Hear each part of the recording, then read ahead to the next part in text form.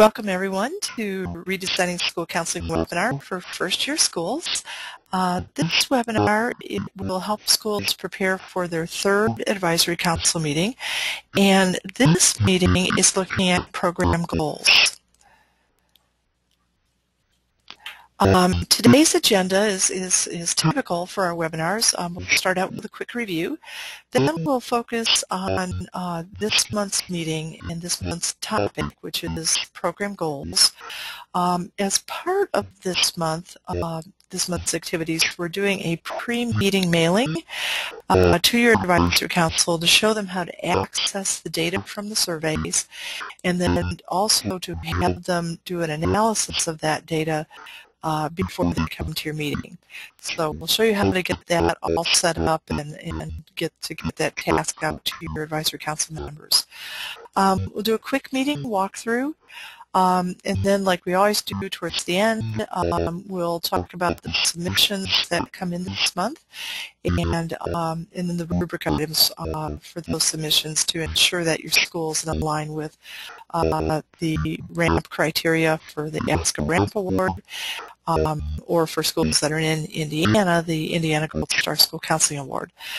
And then finally, we'll go to the online system. Just make sure you know how to get to all the different products and processes for this month, and just kind of walk you through everything that's online. So begin with a quick review. Again, the beliefs that are at the foundation of Redesigning School Counseling is that school counseling helps students make sound choices. And today we'll really get into that as we're talking about helping students make choices. Those choices will become your program goals. So today, as we talk about goals, we're really talking about what are all the choices that we want kids to make in our school while they're with us, and then those choices will align with your program goals. This is the RSC program pyramid, and again, the idea is that when students are involved in sound, targeted school counseling programs, they tend to make better choices in areas that impact achievement, and because of that, because of those better choices, achievement goes up. So as we're working together this year, we're just going to work this pyramid backwards. Today we're actually going to start with what are our school's achievement goals. To get those achievement goals, we'll turn to your school improvement plan. We'll pull the achievement goals out of that, and then we'll start just working backwards. We'll say, what choices do kids need to make in our building when they're in our grades that will allow our school to reach their achievement goals? So we'll focus on and define today what are those student choices. Those will become your program goals, and we know that when kids make those choices, achievement is likely to go up.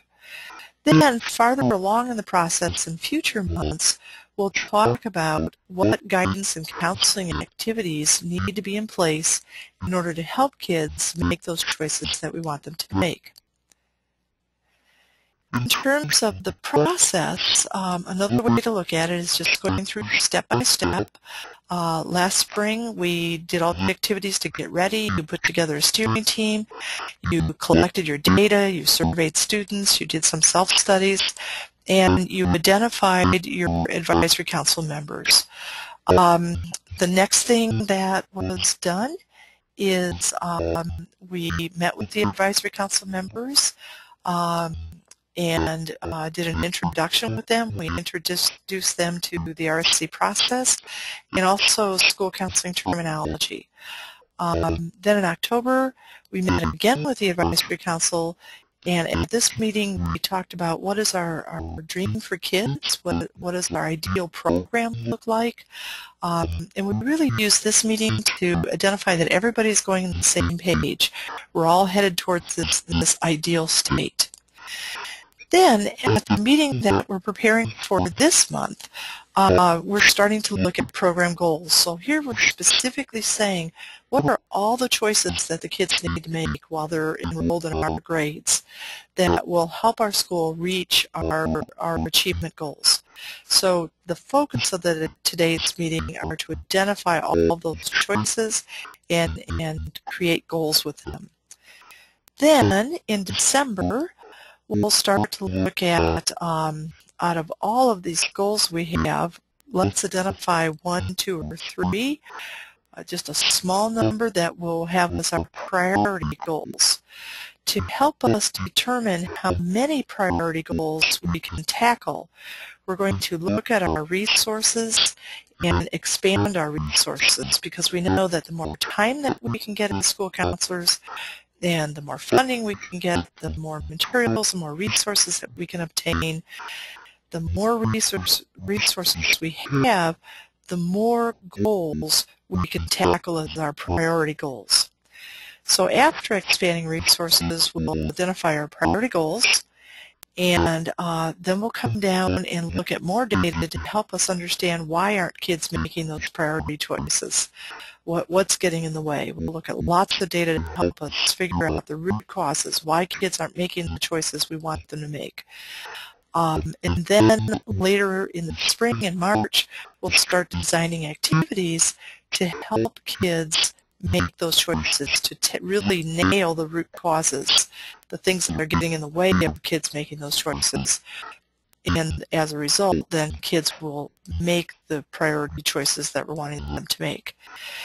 Then later in the spring, we'll start preparing for the activities. We'll develop guidance lessons and calendars and budgets and the things that we need to have in place foundationally, so that our activities can take off and run well. So that's the process in a nutshell. I'm not seeing any hands up, so I will go on. So this month's tasks, again, are to come up with your program goals. There is a pre-meeting mailing. The pre-meeting mailing, it consists of 2 things. One is a cover memo that you'll send out, and then also a copy of your school's achievement goals. We're going to give you a template that you can drop those goals into, or you could just send out a copy of your school improvement plan and have highlighted the goals, the academic goals that are in that improvement plan. So this pre-meeting mailing, though, then the memo part is asking your advisory council members to go to a website, which is on the screen there, and on that website will be your survey results for the student choices. And your advisory council members then will just go through all of these choices, and they'll click the choices that they think all students in your school should make. Things like turning in homework, or asking for help when they're confused, or doing a college visit, or just the things that every student should do, enrolling in rigorous courses in order for your school to be successful academically. Then on the same list, that list will have student data with it from your survey. And we're also going to ask your advisory council members to put an asterisk next to the choices that they not only think kids should make, but they're upset because the data shows that very few students are currently making that choice. So we're doing 2 things with this list. We're checking the choices that all kids should make, and then we're going to put an asterisk where the data is concerning, because it indicates that very few students right now are making that choice. So that is the homework assignment. The other part of the memo, the second part, is asking your advisory council members to start doing drill downs with the data. So they'll be able then to drill down to see what choices are our Hispanic students making, What choices are fourth graders making? What choices are free and reduced lunch students making? So we can further drill down the data, and we're going to ask our advisory council, are there gaps in guidance? Is it consistent that our free and reduced lunch students, for example, are not making sound choices across the board as our paid lunch students? Is it consistent that boys are making choices at a different level than girls? When we have that gap data, we can then kind of target our activities so that they engage the gap group at a different rate than the other students. So we're going to help all students make good choices, but we're going to design the activities so that the gap groups are really hit in a more comprehensive way. So, okay, so that's the pre-meeting mailing. And you'll see when we get online where you can download that mailing and then make copies and either email attach it or mail it to your advisory council. We suggest you do this about 2 weeks before your meeting. Okay, so just wanted to show you, after the advisory council gets your memo, when they click on that link, this is what the page looks like. That's going to come up. And we're asking them to look at the plans and choices data for the summary report. So they click on that link there, and this is the kind of data that they would see. Did you meet with a college rep at your high school this year? 27% did. 66% said no, 7% weren't sure. So you can see then the advisory council members would put a check if they think that's something that all kids should choose to do, and then an asterisk next to items where the data is below where they would like it to be. They can also then, I mentioned, drill down the data.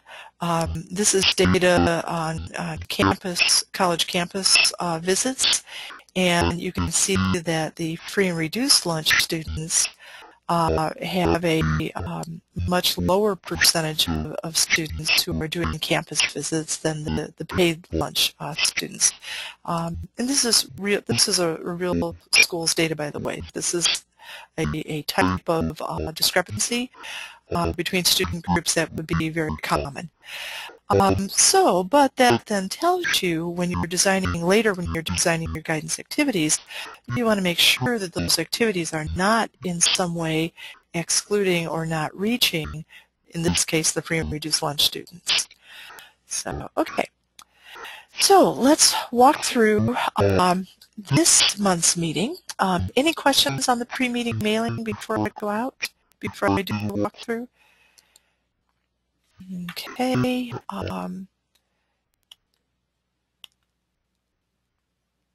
Let's see what we've got here. Okay, if so, just raise your hand and we can go from there. Trying to look real quickly to see if we have any. Nope, I think we're good. Okay, so let's go then to the walk through the meeting.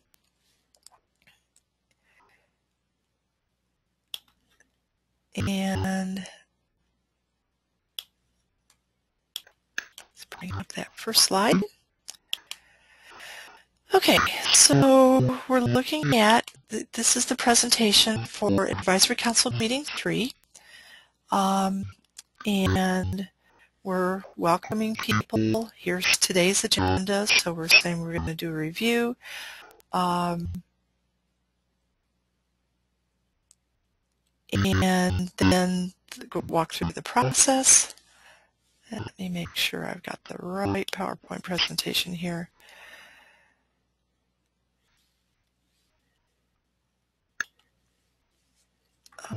Yep, I do. Okay, so we're going to walk through the process. with your advisory council. So we're just reminding them that you started out putting together an organizational structure, foundational beliefs,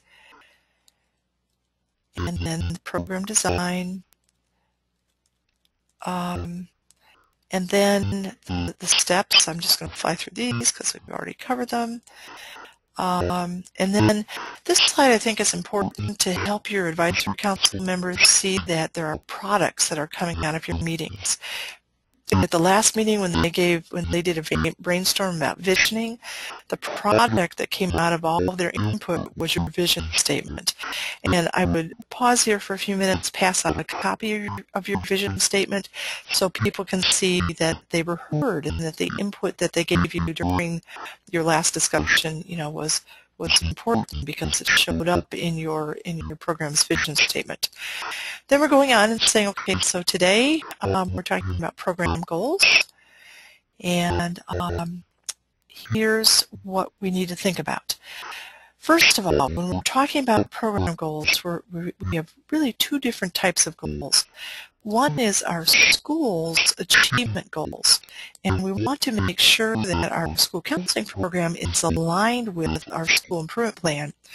So we're going to look at the achievement goals that are in the school improvement plan just to make us aware of what those are so that we can align everything in helping make a school counseling program that's going to help our school achieve the goals that are in the school improvement plan.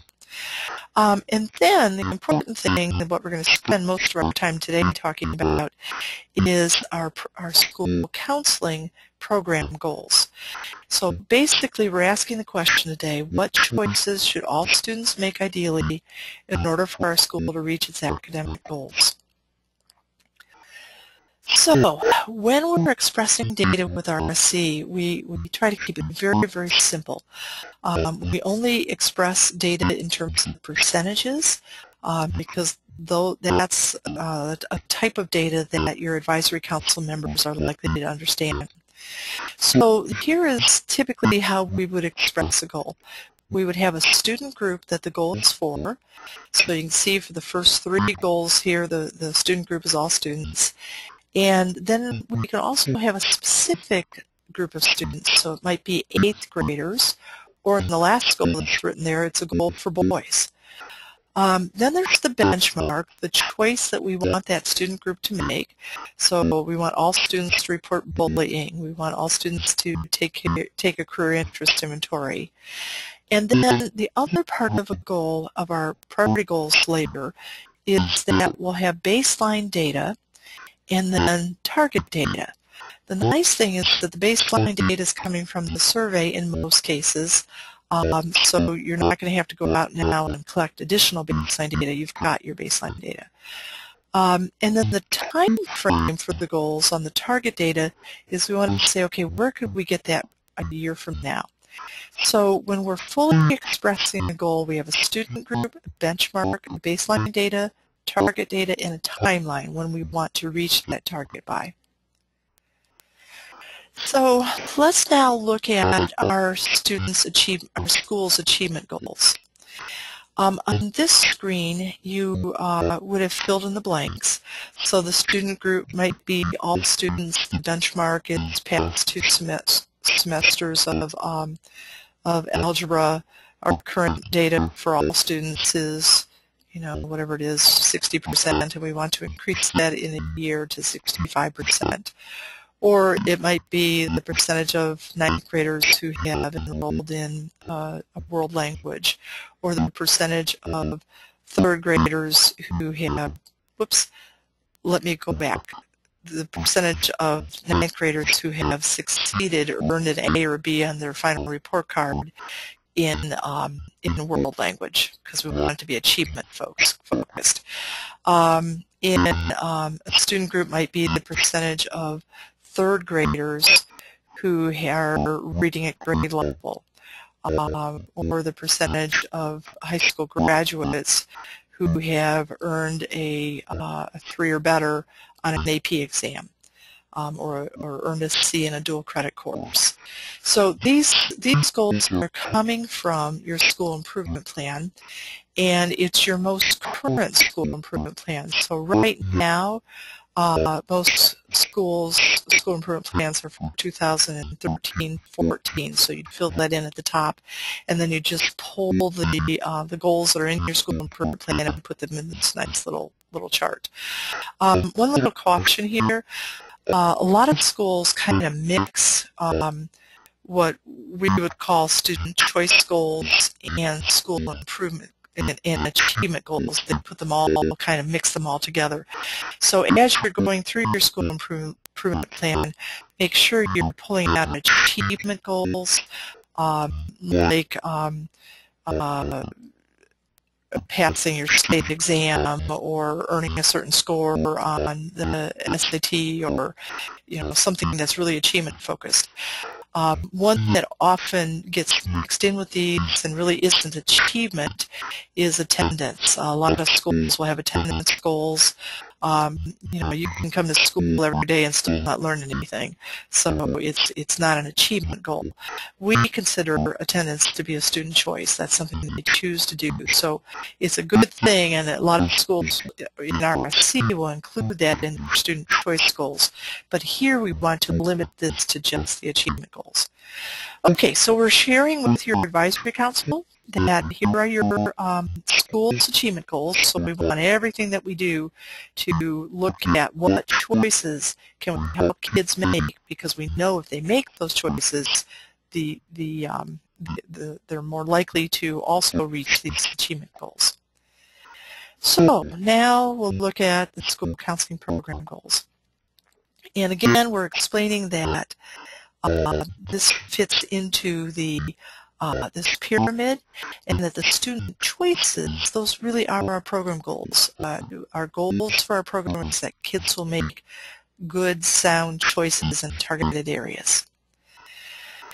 So our key question that we'll discuss with the advisory council today is what choices should all students make, because those choices will enable the students to reach our school's academic goals, succeed at the next educational level, and ultimately to succeed in post-secondary education and succeed in a global economy. So if you're in an elementary school, we're looking at, what choices do we need to make now in elementary school so that kids can be wildly successful in middle school, as well as reach our own elementary school's academic goals. So it's all about choices. So to help us come up with possible goals, I'm talking to the advisory council now. We sent you a memo that gave you a link to student choice data. And you looked at that data, you put a check next to all the choices that you thought all kids should make, and then you asterisk the ones that you were concerned about the data. So what we'd like to do now is just to ask you, in addition to all of the student choices that were on the data reports that you looked at, are there any additional choices that students should make that are not on the report? On the reports there may be, I don't know, depending on how many grades are in your school, there may be 70 so choices that kids we think should make while they're in school in order to be successful. However, there may be one or two that we never even thought of that just slipped our minds that are not on those reports. And if that's the case, we want your counselors and your advisory council to be able to say, gosh, here's another choice that's not on the list, but we want our students at our school to make. So you might add those on. They might also be some choices that are specific to your school. So maybe, for example, you have the ABC tutoring program that meets at lunch, and one of your choices that you want kids to make is to participate in that specific tutoring program. So that's okay too, to really look at, in your school, what specific programs do you have that you want to kids to choose to be part of. So if folks are adding these things, you want to ask people to add them onto their lists that they've brought with them to your meeting. And then also you'll need to add those into your list too to make sure that as a steering team you're capturing those. And here's why. What we're going to do is we're going to create what we call an Instagraph that allows just instantaneously a bar graph to appear that will show what choices your advisory council thinks are the most important for your kids to make.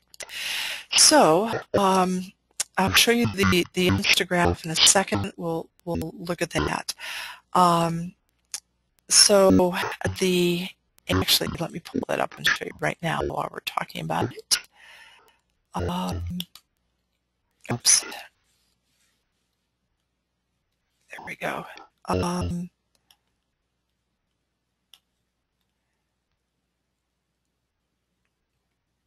Let's see.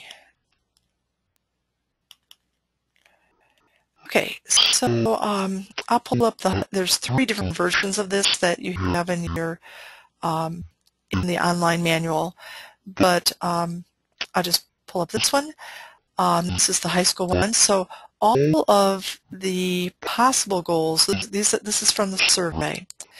These are all the choices that from our research and our 20 years of doing this work, we think are important choices for kids to make. Plan to continue their education after high school, for example, would be one. So this is not a current goal unless you already have this type of goal for your school counseling program, but most likely you're not going to have anything in here. So to do an Instagraph, the way it works is you count up however many items are on your chart. So you've got all of the ones that were on this to begin with, and then if there's any that people have added that were not on the survey results, you've typed those in here. Okay, then you take that number and you divide by 3. So in this case, 59, that's close to 60, divided by 3, that would be 20. So everybody on your advisory council gets 20 votes. And what they do is during I usually take a break. I say, let's take a break. And during the break, everybody come up to this poster and put X's in the boxes where you would the 20 that you think are the most important choices for our kids to make. So the first person comes up and let's say they put their X's in 20, including these 3. The next person comes up, they're also thinking that plan to continue their education after high school is important. They put their X in the next box. And then maybe they also liked number 2, so they're going to put their X there. They didn't like this one. They did like this one. So after you get everybody to come up, these bar graphs just kind of flow across the sheet, and it becomes very clear because usually there's just 3 or 4 or 5 of these items that get a ton of votes. So it becomes very clear what the advisory council thinks is really important. And later when you're trying to identify your priority goals, you can take that into account, the ones that they think are really important for all kids to make. As an alternative to putting X's on, sometimes I like to give the advisory council members little sticky dots, and so I give them 20 sticky dots ahead of time, and then they come up and they just put their sticky dots up there. So that's that. That's how to do an Instagraph. They're really kind of a cool way to show your whole advisory council what the group thinks is important, and the whole thing can be done in 5 minutes, 10 minutes. So it's a quick way to do that. It's also great if you're ever in a situation where you need to build consensus. It's a great consensus building tool because it becomes very clear what the group thinks is important. Okay, let's go back to, oops. Okay, so we've done that Instagraph. Then we're looking at now the discussion with your advisory councils about guidance gaps. So we want the council to talk about, did you notice any student groups that consistently didn't make choices at the same rate that their peers did? This is just kind of a brainstorm. We're just asking them, did you notice some groups are making sound choices at a rate that is less than their peers? Almost all schools, from our experience, will notice that the students who are receiving free and reduced lunch, or who report that they're receiving free and reduced lunch, tend to not make as sound choices as other kids.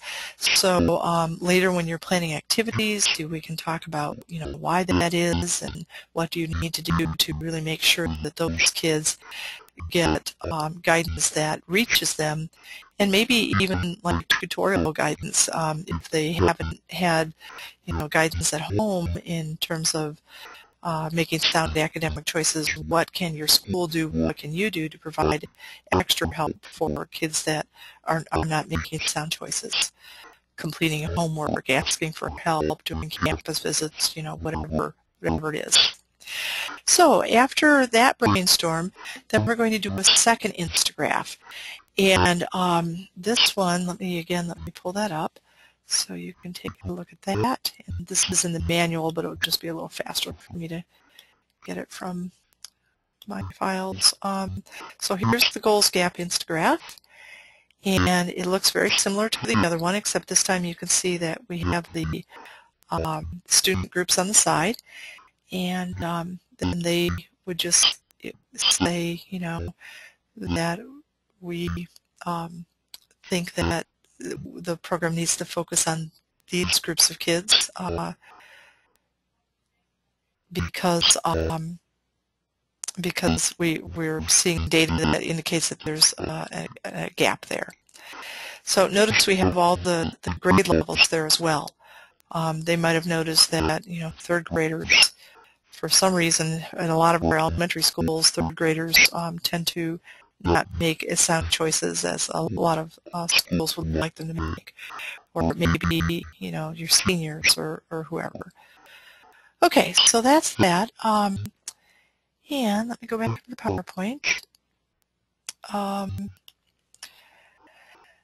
Okay, so then we've identified the choices that we want students to make, and then we've also identified any guidance gap areas that we see. And now we're just looking ahead. We're telling folks, thanks so much for your input. That the steering team is going to use their input to create program goals, and that you'll bring those program goals back to them at the next meeting. So, and then you're talking a little bit about the next meeting. You're talking about how you'll expand your resources at the next meeting, and then we're going to take all of these gazillion goals that we have identified at this meeting, and we're going to narrow it down to 1, 2, or 3, just a small number that we're really, really, really going to focus on for next year. And then we're working ahead at meeting 4. We'll study data that's going to help us determine what's causing students to not make those priority choices. And then at meeting 5, we'll design activities that will address those root causes that are behind the kids not making the choices that we want them to make. And then that's it. It occurred to me that I think I misspoke on one slide. Let me go back. Yeah, this is the only Instagraph that we ever do in any of our initiatives that is done. It's done this way. I misspoke. I suggested that your advisory council members would you would count up how many items there were, divide by 3. In this case, it was 60 divided by 3. They got 20 votes. we started thinking about how that would have them putting up so many X's that in this case it would work better to place sticky dots above goals that they do not feel are important for students to make at our school. So they would look over that list and let me go back to that list. Yep, but they would look over this list, and this time they're putting X's in front of goals that they do not think are important for your students. And given that we have created this list to be all of the choices that the research shows and from our experience that we believe are important for kids to make, theoretically you might get through this whole, all of these 60 items with your group not saying that there's anything that they want to be excluded, and that would be fine. So, and I really want to stress that it is okay to have 60 choices that you want kids to make, and as you go through this list, I think you'll see that there really are a lot of choices that kids need to make while they're in school in order to be successful academically and to succeed in school at the next level as well. So, okay, so once again, on this sheet, we're checking the items where we want students that we don't think are important for our students, choices that are not important for our students to make. I'll correct this webinar and post it in a correct version. So if you were to watch this webinar later, I'll redo it and we'll make sure that that's correct from the get-go. Okay, sorry about that. Okie doke. So I'm going to go back to the webinar, and so let's open up. I just want to make sure that I don't have any questions, people with their hands up. And if there is, I want to be able to answer them.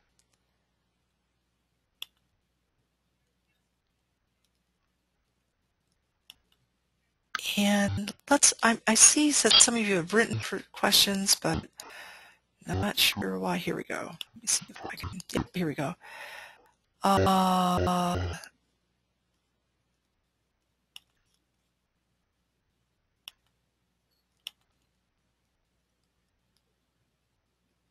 Okay, Tina, I can't see the screen that's...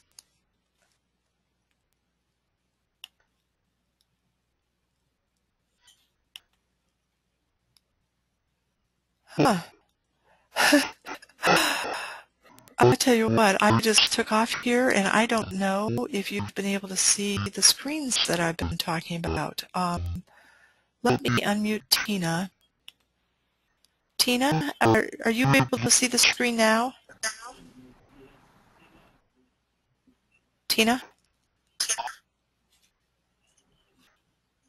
Okay, let's see what... Sharon, are you there? Yes. Were you able to see the screens all the way through, or did they just start showing? Oh my gosh. Okay, this is probably like, oh, this is horrible. I am so sorry, you guys, and embarrassed. Okay, so I will definitely redo this webinar. But let me show you that. I'm going to mute you back. I'm so sorry. Okay, let's see. Okay, great.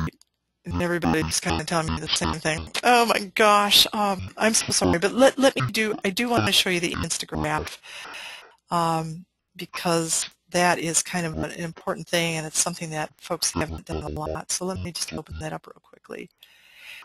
Okay, so here's what that Instagraph looks like. And I apologize that you weren't able to see that. Oh my gosh. So here's what the Instagraph looks like, and so again, your folks are just voting for, it doesn't matter how many, just what the choices that they do not think that your students should make. So they would just put their X's in there, and then let's say the second person also thinks that it's not important for your kids to choose to go to a college fair, so they would put their X on top of the one before, and then if the third person came up and said they don't think that's important either, then they would put their X there. So as you can see, these bar graphs just kind of go across. And again, on this Instagraph, usually our Instagraphs are just like one page. This one, though, because there's so many choices, there's 3 pages of this. So this, you'd make this into a poster, post it, and then take a break and let people come up and put X's on any that they think are not important choices for your kids to make. I think most of our schools, they'll have, you know, maybe one that comes off the list, maybe none. So, because there are a lot of things that kids have to choose to do in order to be successful at school and to succeed and be successful at the next educational level. So, and again, there's one of these for each building level. We're looking at the high school level one right now. So, for example, here's the choice plan to submit a free application for federal student aid. That, of course, would not be on the elementary Instagraph or the middle school Instagraph. So these are age-appropriate Instagraphs. Okay, and then the other one, just to show you real quickly, here's the one on gaps, and it just has the gaps in there, or the student groups, and then they would check any that they think are not. Then the next person would come up. If they feel that this is a gap group, that they really want your school counseling program to focus on addressing the guidance gap that may exist for your students. Okay, oh my gosh, I'm so sorry. So I will definitely, when we, we'll make sure we redo this and post it online, so that if you want to see the slides that go with, that would be great. I'm going to go back and look at these slides real quickly, see if there's any others in here.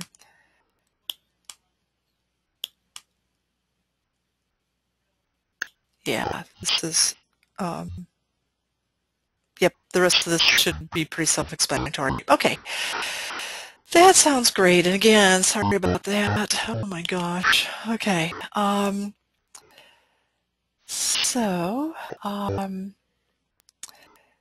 Then the next thing was to look at the submissions. Okay, so this month, here are the submissions that we're making and the rubric items. So achievement goals, you're going to upload your achievement goals to us. I'll show you how to do that in a sec, but it's just, have you done it? Are they there? And then on the program goals, the rubric items are that the program goals are present, that they reflect desired student choices in areas that impacted student achievement, and then at least one program goal targets a specific student group. We do want you to look for gaps, guidance gaps, and so at least one of your goals should be that your goal is that Hispanic students will do campus visits, or that free and reduced lunch students will participate in extra help initiatives. So that is a requirement both for Ask a Ramp and also for Indiana Gold Star. So we want to make sure that school counselors are paying attention to these guidance gaps. And you'll find them, especially with your free and reduced lunch students versus your paid lunch students. I can almost promise you that your free and reduced lunch students are not making as sound of choices in the guidance areas as your paid lunch kids. Okay, then minutes. These are the same rubric items as the first 2 meetings, so nothing new there. Okay. Let me see real quickly if anybody else has any questions here. I'm not seeing any. Okay, so that brings us to the online system. and then we'll wrap up with that. So here is the online system. So when you log in,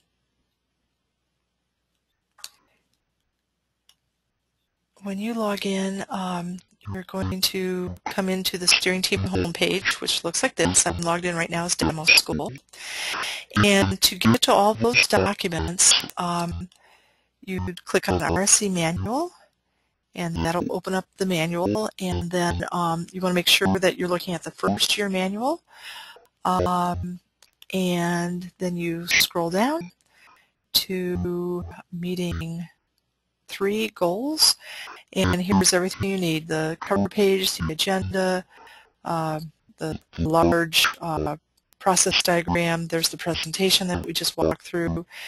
And then this vision statement, if you click on that, if you haven't entered your vision statement into the online system, you'll just get a blank screen. But if you've clicked on that, the vision that you entered will pop up, and then that becomes the final handout for your advisory council members this month.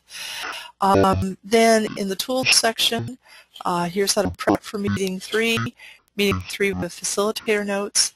Here's the meeting 3 memo. I think I opened that up already.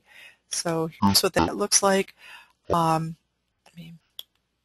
Here's what that looks like, and you can just put it on your school's letterhead, stick the date in. We give the link where your advisory council will go to get the data, and then if they need help, who to contact, and then the date of your next meeting and that kind of stuff. Okay, so you've got that. Then on your achievement goals, after you upload those will be there, and then here's your Instagraphs, and then your task following meeting 3. And actually, this achievement goals, I open that up. That actually is a document that looks like this. And if you don't have to use this document, if you've got a 1 or 2 pager or something short, or you can drop your school's achievement goals from your school improvement plan, just use that. But if not, sometimes school improvement plans are like paragraphs and lots of narratives, and we want to get it pretty concise.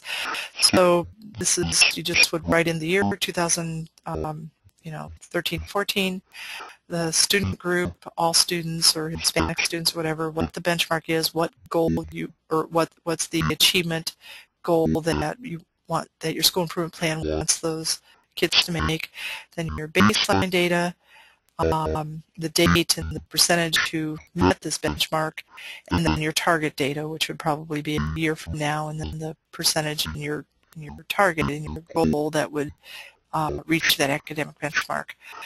Okay, so that is the form where you put in your achievement goals from your school improvement plan. Okay, and then finally the tasks following meeting 3, that document is there too. Then on the process tab, and so I went over here and clicked on process, and make sure first year is highlighted there.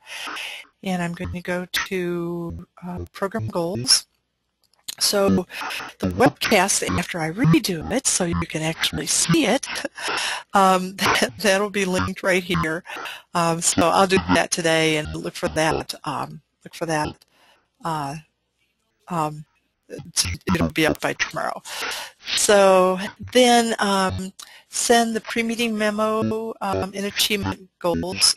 This is another place where you can download those documents. Then upload your achievement goals. Let me show you that. That is to upload your achievement goals, you would put your achievement goals in that form, that Word document that we looked at just a few minutes ago, and then to upload it, see how this little icon has that arrow pointing up? That's an uploader icon. And you would just click Browse to look at all of your files, highlight the one that you want to upload, and then just upload it. And that will put it in as part of your as the online system, so that can be retrieved anytime. That'll park that document in all of your things. in our system. Okay, so then you're going to conduct meeting 3. There's the manual tab. Now, entering the program goals. We tried to make this very simple for you, and here's how it works. So I'm going to click Enter on entering the program goals, and then here's the steps again, but we're going down to Add, and then we've suggested program goals for you. Those suggested program goals are aligned with the survey, and they're also aligned with the Instagraphs that you just did. You don't have to use any of our suggested program goals. If you want to change the wording, just don't use ours, just create your own. And you'll see in this step you have the ability to, if you don't want to use the suggested ones, to create your own. Or you can use some of the suggested ones and create others of your own. So to use the suggested, I'm going to click on Enter. And then here are all of the suggested goals. And you just simply click the goal that you want to add. And then you say if it's for, I'm going to go down one. Let's say we're going to add this one. You're going to say, is this for all grades or selected grades? And if this is planning to continue their education after high school, if you're not really wanting kids to make that choice until, I don't know, 8th, 9th grade, then maybe you're going to say, okay, this would be add this goal in for my 8th grader, my 9th graders, 10th graders, 11th and 12th, and don't put it in as a goal for 8th. If you do want to have it be for all students, then just click all grades.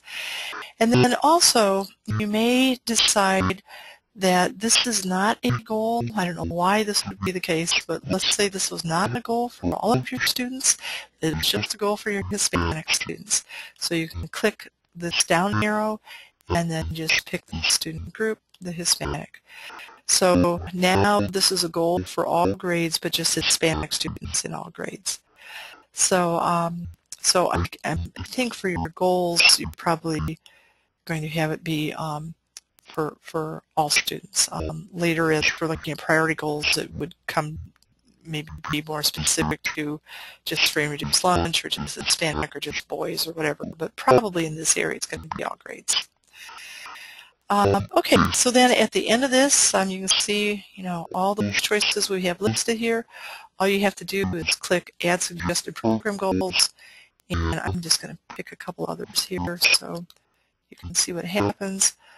Add Suggested Program Goals, and then you can see I'm back to the process page, and those goals have been added. I can delete the goal. And I'm also told here that this is a suggested goal, and I cannot edit a suggested goal, and that's because we're going to later link the data from the survey to this goal.